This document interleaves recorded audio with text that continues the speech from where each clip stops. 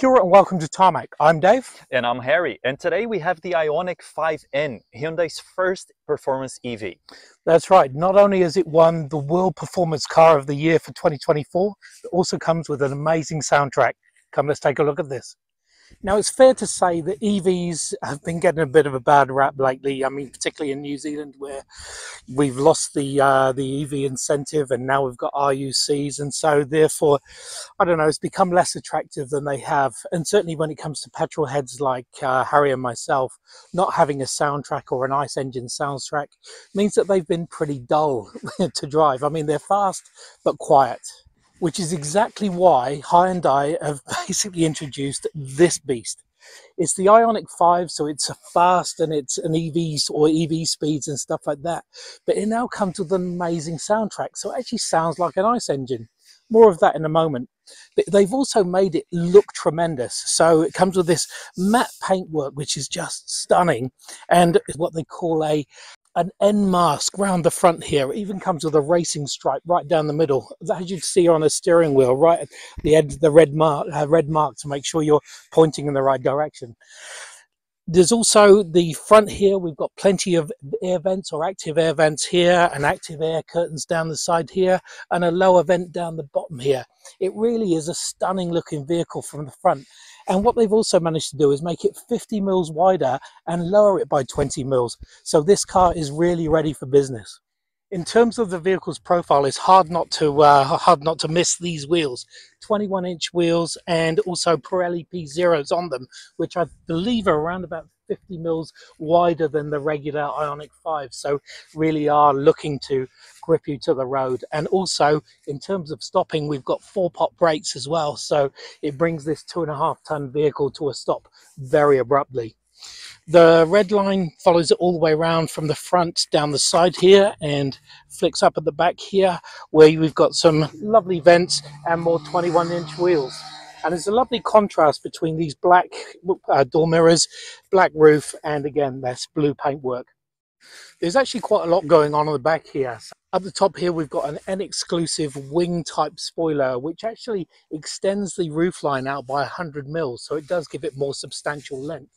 There's also a motorsport inspired triangular stoplight, and the motorsport inspired stuff comes down to this N-exclusive bumper here that actually comes with this checkered flag look down the bottom. It's quite impressive. There's also a rear diffuser with more stoplights, the N badging, which is always important, and more of the red striping.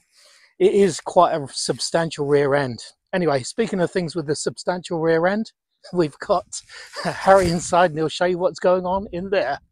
So thanks, Dave, for noticing my substantial rear end. I've been hitting the squats quite heavily lately, but the good thing about this is that there is still plenty of room for that inside of the Ioniq 5.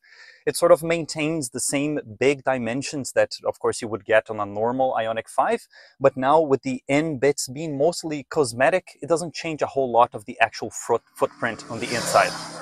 What has changed, though, is all the N treatment that Hyundai has given to the interior of the new Ioniq 5 N. And that, of course, starts by the first thing that you interact with once you get inside of the car, which are these lovely bucket seats. They are this mix between the materials that should make for a very breathable and comfortable experience, with a lot of bolstering that we will cover a bit when we are on the drive. You also get a little bit more of a blackened sort of accenting around the whole interior to make it a little bit more sporty, a little bit more cozy. And that also applies to probably the biggest change in the interior, which is that now that sliding armrest is gone in exchange for an actual piece that gives you a little bit of storage down here, which is more conventional compared to what it used to have in the past. And then this big section here in the middle, which makes for a very clear separation between the two, for the driver and the passenger. So no longer do you get that sort of open space that you had in here, but it has everything that you could ask for in terms of storage, the USB ports, the connection for your wireless charger, and all of that. And then bringing it just a little bit down here, you can also get a little bit more down in terms of storage, not only in this closed cubby, but also in this sort of cubby down here that can lead to cup holders as well.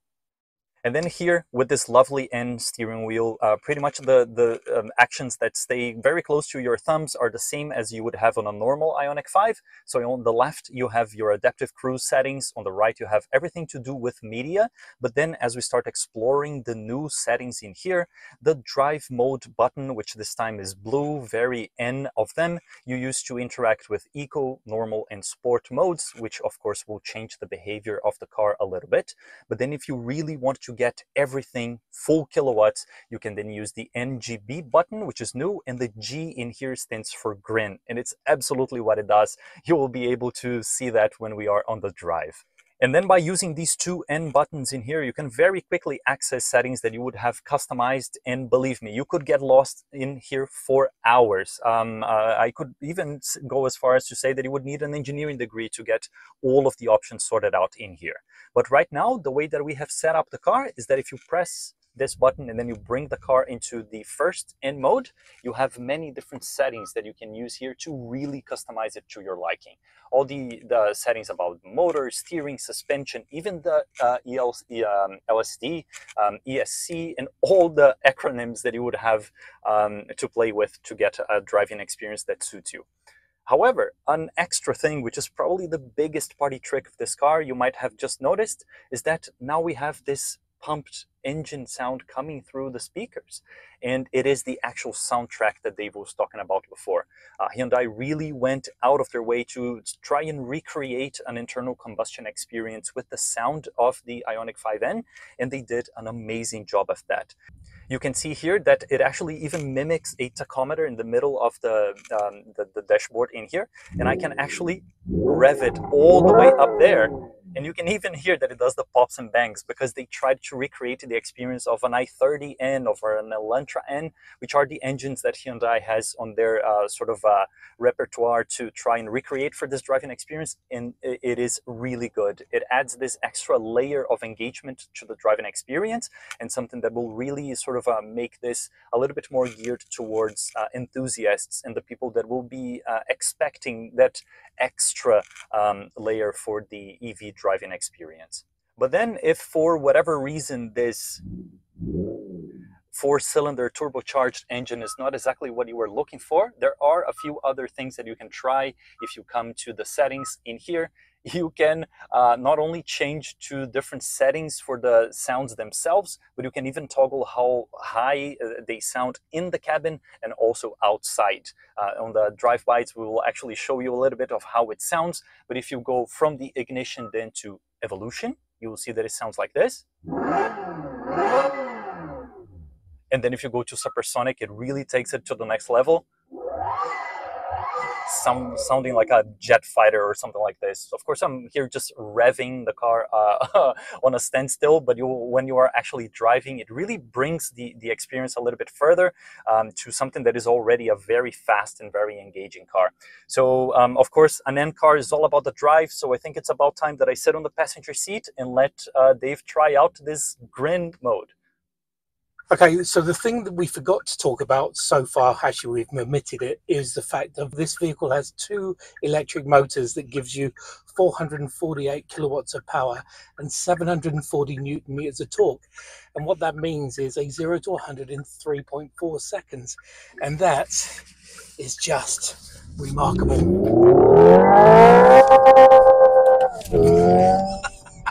And that is exactly what I wanted to point out. I decided not to use the gears because it does do exactly like an ICE car, even to the point where it skips a little beat when you're changing up and down. Honestly, I'm speechless. I'm obviously stammering right now because it's such an amazing feeling. It really, really is. How they managed to recreate the behavior of an internal combustion car is remarkable. It has the pops and bangs. It has the thing that it will let you ride the limiter because it's not hurting any engine because there is none. And then these shifts, it's so good. It's so much fun. And it honestly, it makes you drive like a superstar. And also, as Harry says, you're not hurting an engine because there is no engine, even though you wouldn't think so. And then there's the handling. My God, this handles well. so competent and so planted. Of course, it's assisted by these white tires that are amazing tires, by the way. But of course, it manages to hide how much weight it has because it has so much power, but also the added grip and of course all the brakes to go with it. It pushes all the boundaries. Oh, and boundaries. This really does blur the lines between an ICE vehicle and an EV because, let's face it, we're both petrol heads, and to have a car that feels, acts, drives like a superstar of a vehicle, and yet you can dab up and down a gearbox like an 8-speed DCT. And just drive like a lunatic. It really is quite tremendous. Who said EVs are not fun? And then the other thing is, even when you're still feeling like you're driving like a superstar, you can push the N button and just go even faster, unleash all those kilowatts and just pull your face off because it's crazy fast. It is and green then indeed. It comes back on. Oh. Yeah, so you might have noticed that it sort of kills this added layer of the gears and the engine sound when you are using the full boost, because it doesn't want this sort of fake stuff to hinder the ability to deliver all the power. And then as soon as it's done, it comes back to simulating. Yeah, you have roughly 10 seconds of ultimate grin, and honestly, I think it will keep doing it all day, and so your face will just be so cramped up with fun. But look, this car will drive like an Ioniq 5 round corners in the town and stuff like that. But then why would you bother when you can do this and just drive like you're on a racetrack, because you really do feel that way. Oh, it's amazing. Yeah, it absolutely is an EV about driving. They really went out of their way to make sure that it is like this. There are modes in which you can track motor temperatures, differential temperatures, so that you could even go as far as to put this car on the track and make sure that you are extracting the most out of it. And speaking about the track, the interesting part about this is that having this auditory response helps you judge corners and the ability to deliver performance that the car has.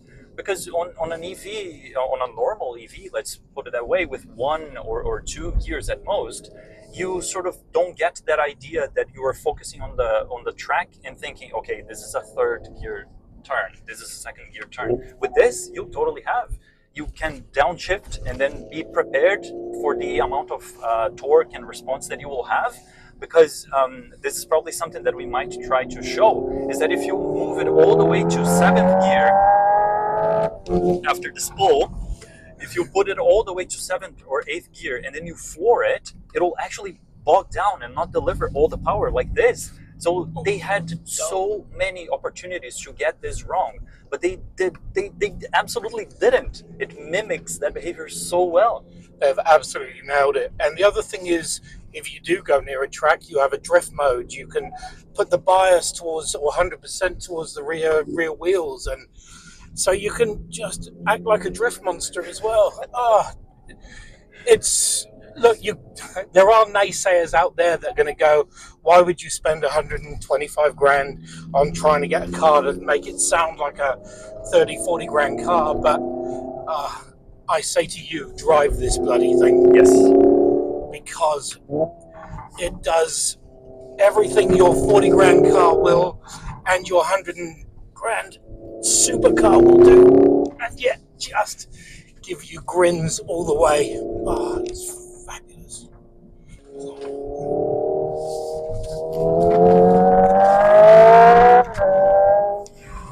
Well, one thing is clear, we definitely chose the right place to come and test this car.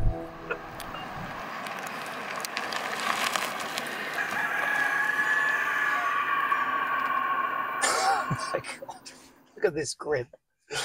Anyway, so there you have it, the Hyundai Ioniq 5 N, just N. It's just amazing. It really does blur the lines between an EV and an ICE, and it's easy to dismiss. I think we were discussing this earlier. It's easy to dismiss an EV trying too hard or trying to mimic an ICE and failing dismally, and this doesn't. This just hits every marker, makes me feel like I half the time I forgot I was driving an EV. It just thought I was driving a sports car, and it is a sports car. Absolutely, yeah. Hyundai knows a thing or two about making good and engaging internal combustion cars. So they have used these learnings to now apply it to this platform, which was amazing for a start.